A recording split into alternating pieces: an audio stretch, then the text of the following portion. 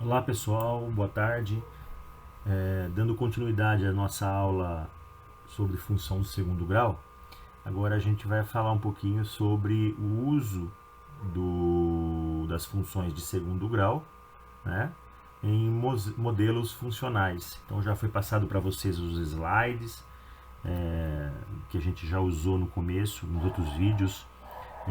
Também agora também foi passado o arquivo, né, com a parte teórica.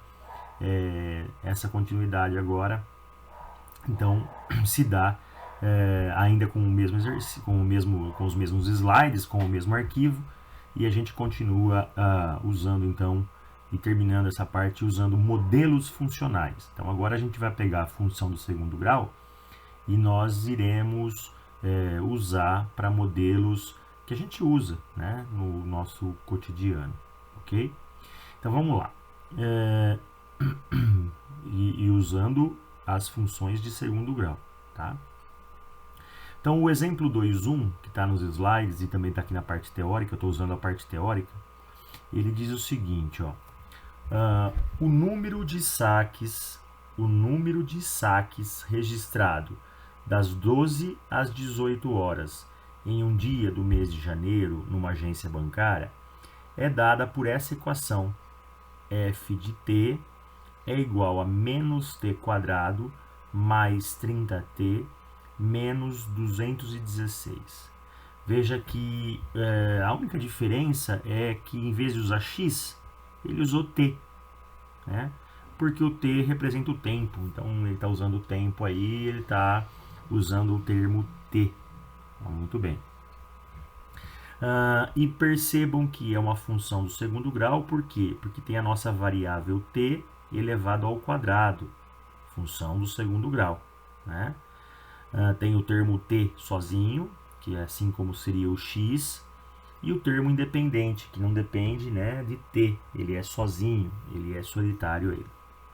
Ele fala para usar somente nesse intervalo de 12 a 18, então o nosso x, o nosso t vai ser só usado de 12 a 18. A pergunta é: pode-se afirmar que o número máximo de saques nesse período, o número máximo de saque, né, num certo momento, foi de quanto? Veja, a função é de segundo grau, então é uma parábola, a gente já sabe disso. E veja que o a, aquele termo que acompanha o t em quadrado, né, ou x quadrado, t quadrado, ele é negativo, ou seja, com cavidade para baixo. Então a gente vai ter um gráfico desse tipo aqui, uma parábola voltada com a boca para baixo, com a concavidade para baixo, certo? Sendo que no eixo x, né, que é o nosso t, é a hora, então a gente pode começar a partir das 12 horas, enfim, até as 18 horas, tá? E em y é a quantidade de saques, portanto que ele fala o número de saques registrado. Então o y, que é o nosso f de t, ele vai ser justamente o eixo y. E o tempo, a hora do dia, vai ser o eixo x. Então percebam que aqui a gente vai ter um momento em que a gente não tem quase saque, zero de saque. Que horas será? Não sei, a gente não sabe. Mas é um certo momento em que o número de saque é zero. Aí a partir daí, a gente vai aumentando as horas, vai aumentando também o número de saques. E até o momento em que eu tenho uma certa hora do dia em que eu tenho um máximo de número de saques acontecendo. E ele quer saber justamente isso, que horas, né? E qual é essa quantidade de saques naquele momento. Tá? Então a gente tem esse problema a ser resolvido e ele é em função do segundo grau, uma equação do segundo grau. Como a gente quer saber justamente aqui que horas eram e qual era a quantidade de saques, a gente tem o chamado x do vértice, aquela hora que vai inverter, porque perceba que aqui é justamente o ponto onde eu tenho a hora mas que acontece o máximo de saques, e aqui justamente é a quantidade de saques, tá? Então, é justamente isso que nós estamos vendo aqui. Então, o x do vértice, ou o t do vértice, né, que o x nosso a gente usou como t agora, a gente tem que ele é dado por aquela função que a gente já falou. O x do vértice é dado por menos b sobre 2a. O b vale 30. Olha aqui em cima na equação nossa. O b vale 30. Como é menos b, então é menos 30. 2 vezes o a. 2 vezes o a. O a vale menos 1. Então, eu tenho menos 30 dividido por menos 2. Fazendo essa divisão, menos e menos dá mais. 30 dividido por 12, 15 horas. Então, a gente sabe que o número de saques maior que aconteceu na agência bancária será será exatamente às 15 horas. E aí a pergunta é, quantos, né? Quantos tem? Aqui nós temos duas saídas. Como eu já sei qual é o x do vértice, o t do vértice, eu posso substituir na função. Eu faço para t igual a 15. Né? Então, se eu fizer isso, eu tenho lá ó, menos x ao quadrado, t ao quadrado, 30 vezes t, menos 216. Eu estou usando a equação. Substituo menos 15 ao quadrado, mais 30 vezes 15, menos 16. Faço essa multiplicação e eu vejo que dá 9. Ou eu posso encontrar o y do vértice. Então, outra opção seria a gente usar aquela formulinha. Menos delta sobre 4a. Também, se a gente faz o menos delta, lembra que o delta é o b quadrado menos 4ac, né? Dividido por 4a. Se eu substituo aqui, eu também tenho. Então, o que eu sei é que às 3 horas da tarde, às 15 horas, estão acontecendo 9 saques simultâneos. Um pouquinho mais para frente vai começar a cair. Um pouquinho antes vai começar a cair. Mas a gente sabe que às 15 horas é quando acontece o máximo de saque acontecendo, tá? Então, uma função do segundo grau para explicar esse modelo funcional aí.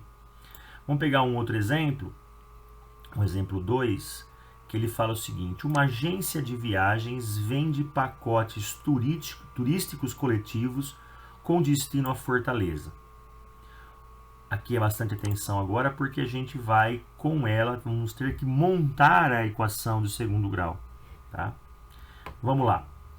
Um pacote para 40 clientes custa R$2.000 por pessoa. Então, esse preço é fixo, 40 mil, para 40 clientes, dos R$2.000 por pessoa. Agora tem um porém, ele fala o seguinte, ó, em caso de desistência, cada pessoa que permanecer no grupo deve pagar R$100 por cada desistente do pacote de viagem. Então, é como se eu tivesse que pagar os 2.000 para um pacote de 40 clientes. Só que, de repente, um desistiu. Ah, esse cliente desistiu, os outros 39 têm que pagar mais 100. Desistiram 2 clientes, os outros 38 têm que pagar mais 200. Desistiram 3 clientes, os outros 37 que sobraram pagam 300 e assim sucessivamente. Então a gente vai ter que montar uma equação, né? Então dessa forma, ele quer saber para que a agência obtenha, para a agência, vamos dizer agora no papel da agência, qual vai ser o lucro máximo, né? Qual é o número? Porque a gente muitas vezes pode pensar, bom, 40 clientes a R$2.000 cada um são 80 mil. Só que muitas vezes, se uma pessoa desistir, eu tenho um lucro maior, porque cada um, além de pagar os seus 2.000, vai pagar R$100. Ah, são menos pessoas, né? Se um desistir, são 39. Sim, mas cada um desses 39 estão pagando 3.900, porque são R$100 cada um. Ou seja, a gente faz essa análise aqui. Claro que não dá, eu posso pensar, eu posso fazer um a um na mão, né? Seria trabalhoso, né? Ou eu posso montar uma fórmula e ver como que essa fórmula acontece em função de uma função do modelo funcional, né? Então a pergunta que ele faz é: qual que é o lucro máximo do pacote? Né? Qual é o lucro máximo? Qual o número de pessoas que devem realizar essa viagem? Será que se for 40 é o lucro máximo? Será que se for 39 é o lucro máximo? Será que for 35? Enfim, qual é o número de pessoas para que tenha o lucro máximo e quanto vai ser esse lucro aí, tá? Então, olha aqui, note que o preço total é dado pela quantidade de pessoas, que é 2.000 mais 100 por desistente.